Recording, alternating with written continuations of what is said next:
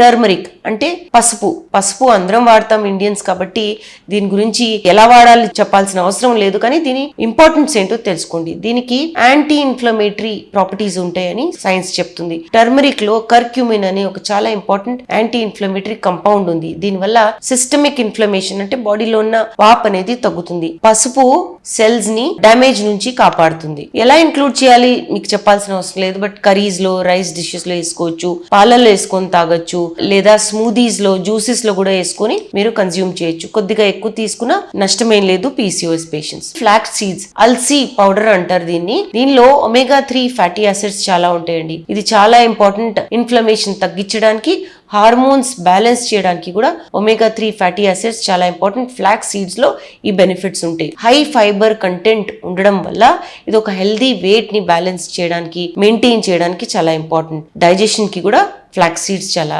మంచివి. ఎలా ఇంక్లూడ్ చేస్తారంటే, మీరు కనుక తీసుకోవట్లేదంటే దీన్ని పౌడర్ చేసుకుని పొద్దున మీ స్మూదీలో అంటే జ్యూస్ చేసుకోను లేదా పెరుగులో వేసుకొని తినండి. సాలడ్స్ మీద చల్లుకోండి. సూప్స్, సీరియల్స్, పప్పులు చేసుకున్నప్పుడు కూడా మీరు చల్లుకోవచ్చు. ఇంట్లోనే మీరు బేకింగ్ చేసుకుంటున్నారంటే ఎగ్ కాకుండా దీన్ని వాడొచ్చు. 1 టేబుల్ స్పూన్ ఈ ఫ్లాక్స్ సీడ్ పౌడర్ తీసుకుంటే 3 టేబుల్ స్పూన్ వాటర్ కలిపితే ఎగ్ సబ్స్టిట్యూట్ అవుతుంది. దీన్ని మీరు బేకింగ్ కి వాడుకోవచ్చు.